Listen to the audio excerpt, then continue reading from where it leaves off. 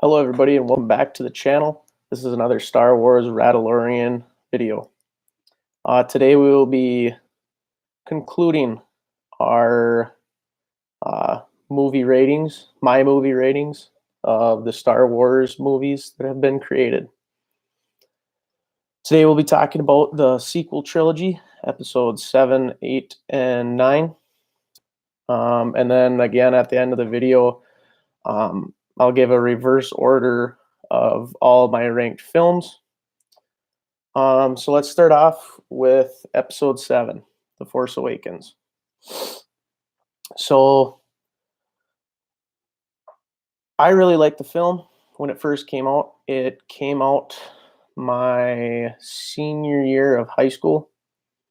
It was kind of cool because I got all of my hockey buddies to go to the movie one night. It was a good team bonding event. I like the film. A lot of people didn't like it because of how comparable it was to episode 4. I mean, Star Killer Base was just a bigger Death Star, kind of like Han says in the movie. And then you have Kylo that a lot of people didn't really like at the beginning because they thought he was kind of a baby version of Vader. I do like, though, how they made Kylo Leia and Han's son, Darth Vader's grandson. I also like how, in my opinion, how they kind of did make him like Vader. And we see throughout the rest of the sequels how his character arc kind of progresses more and more into Vader in his own way, though. We're also introduced to Rey. She's the scavenger on Jakku, and she runs into BB-8.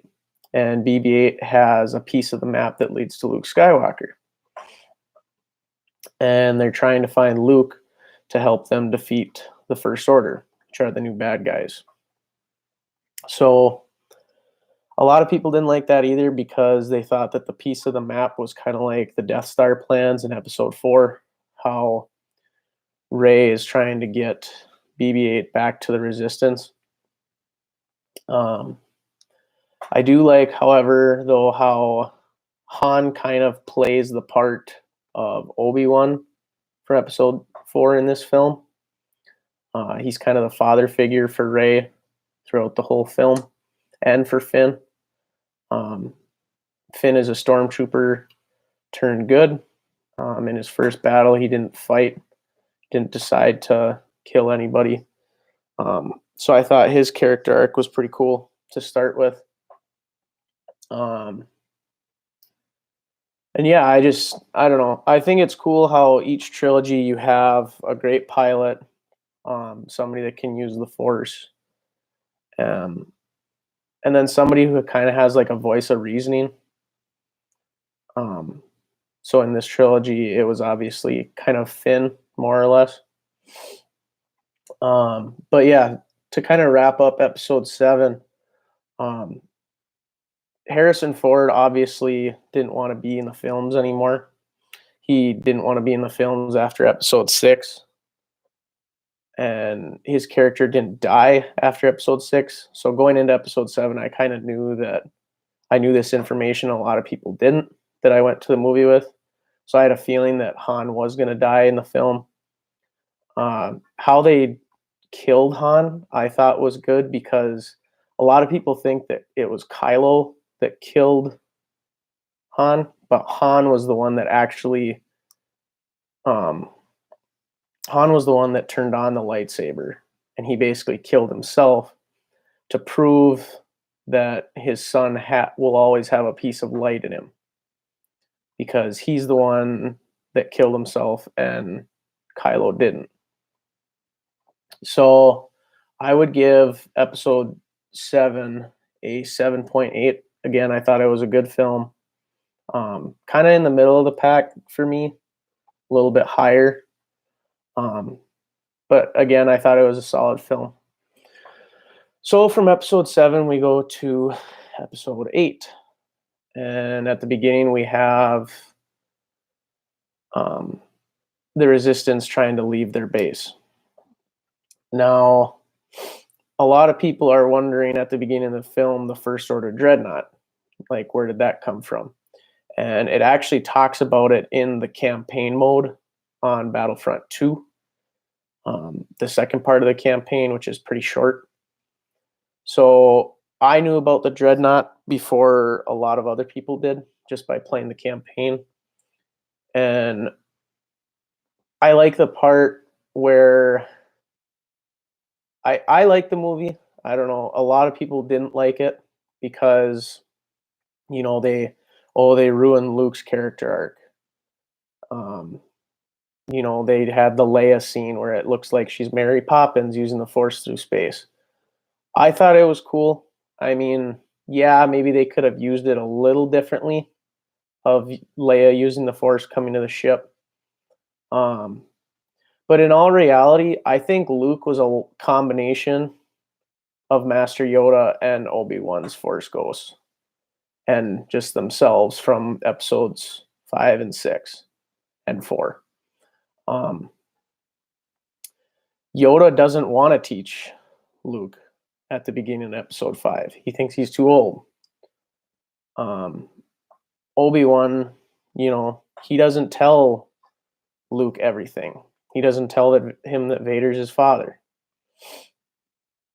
So really, I think, and then everybody wanted, the big Luke versus Kylo fight. Well, to me, they get the fight, but they get the proper Jedi fight. Yoda says that a Jedi is only to use their powers for knowledge and defense, never to attack. And that's exactly what Luke did, force projecting himself across the galaxy in an attempt to use defense against Kylo to allow the Resistance to regroup and leave and find a new system at the Battle of Crate. The one scene though that I was kind of a fan of, I don't know, I didn't like how they destroyed the Skywalker lightsaber. I think they could have gone without that. I really wanted to see Snoke pull out a lightsaber. That was one thing I think they could have changed. And they just killed him off. And before episode 9, everybody was like, well, where did he come from? What's the point of his character?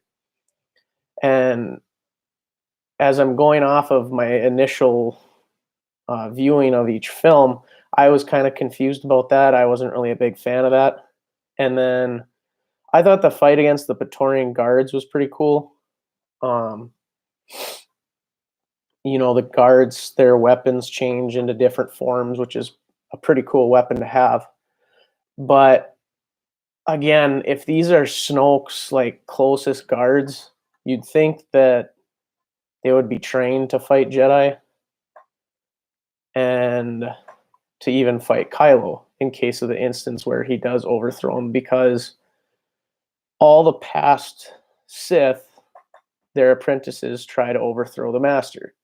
Now, granted, Snoke and Kylo aren't Sith, but it doesn't mean that some of the things from the Sith couldn't be transferred over to what they were learning.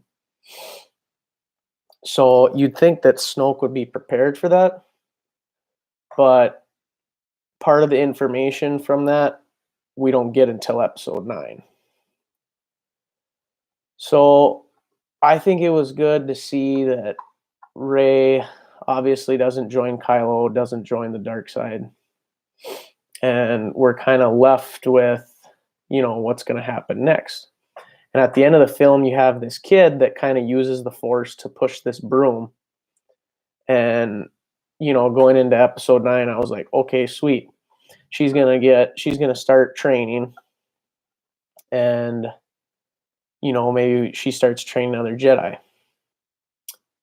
So to kind of wrap up episode 8, I'm going to give it a 6.9. It's not my least favorite of all the films, but it's definitely not the best. The Canto bite scene, I think they could have gone without that. Um, and I think that Ryan Johnson was trying to change some of the things that J.J. Abrams did in episode 7. Um, and I don't know. I wish we would have gotten Luke to teach Rey a little bit more than what we got. Um, like we don't see a lot of training at all. There is actually a deleted scene for episode 8 that shows Rey going to help the keepers on Octu, and that was actually the third lesson that we never got to see in the real film. So episode 8, 6.8, and then episode 9, The Rise of Skywalker. A lot of hype building up for the closing of the Skywalker saga. And I thought that it was good. It was good. It wasn't great. I think it was a good film for the situation we were put in. I do like how I thought that Kylo was the best character in this film, Ben Solo. Obviously, we were either going to get him redeemed, or he was going to be killed, or he was going to stay on the dark side and take Rey with him. So my favorite scene, I think, in the film was when Han came back. Like, I did not expect that at all. When Han came back and they basically did a rerun of the scene from episode 7 before Han kills himself. And we just get that Harrison Ford smirk, and he tells his son, basically, I love you. And that's when Kylo renounces the dark and goes back to the light. And that's just after his mother dies. Leia dies connecting through the Force to Ben. And Rey feels it, and that's right after she had just stabbed Kylo. So Rey uses the Force to heal Kylo.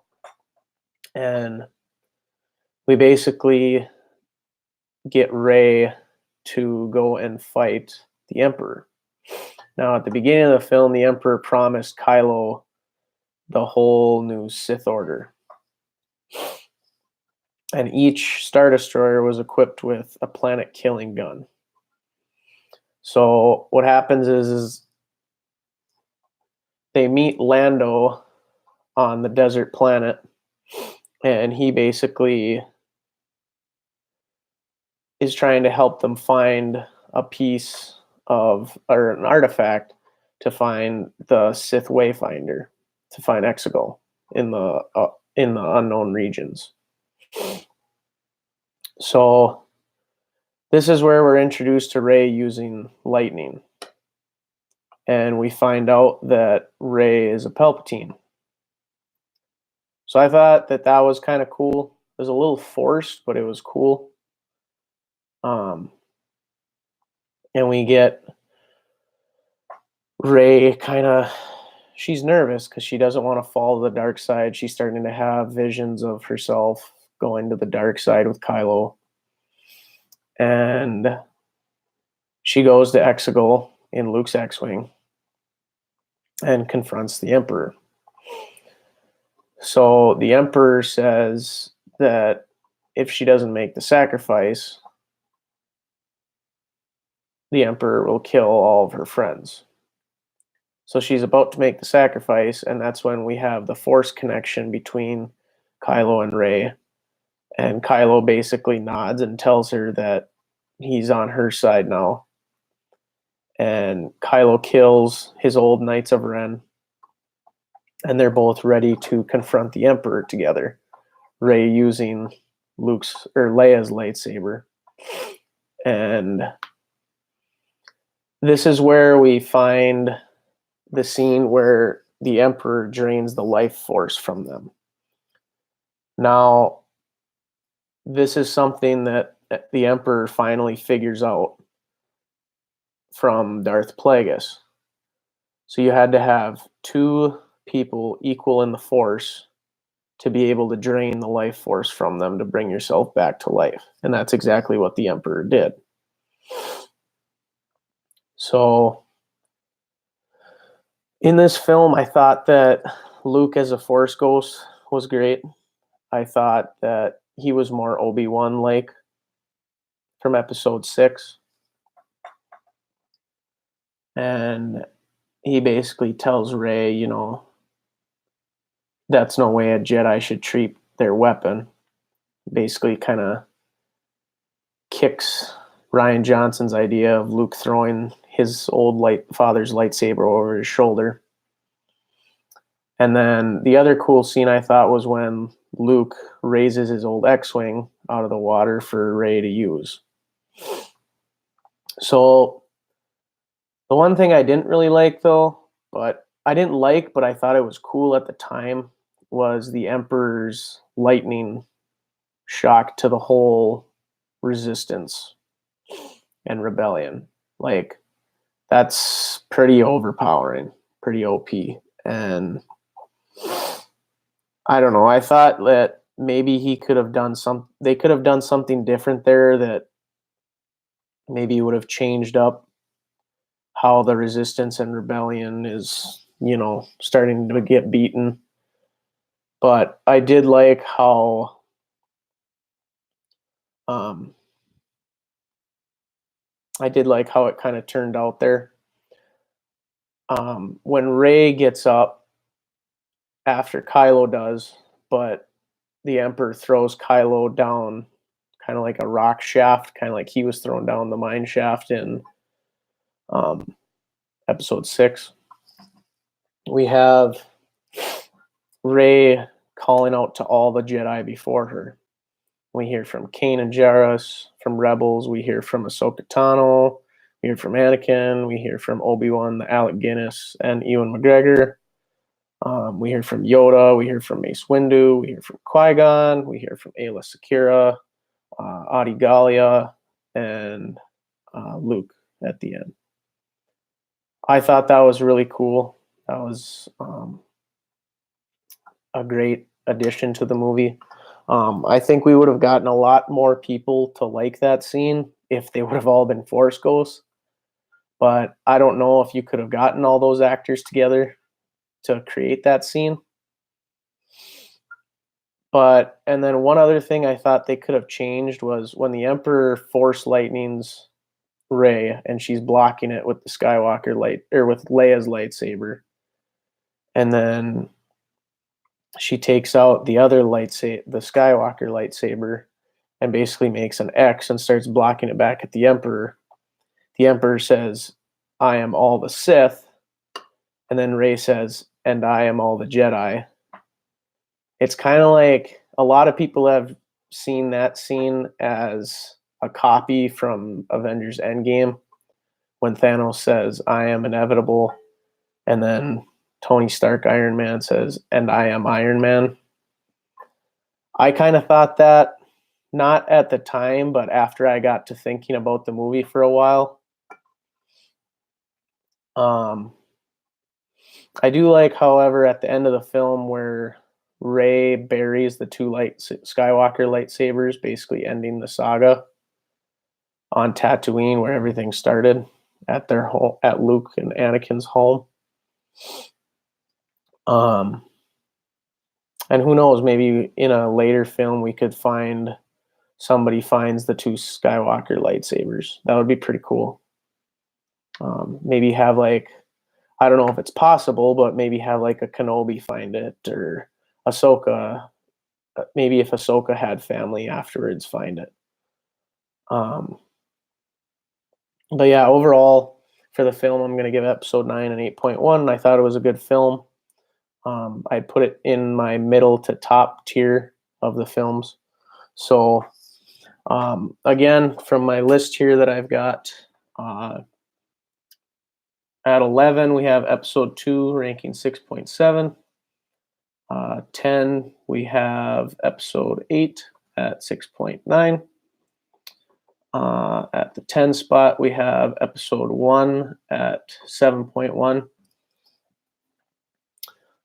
At 9 we have episode Solo at 7.6.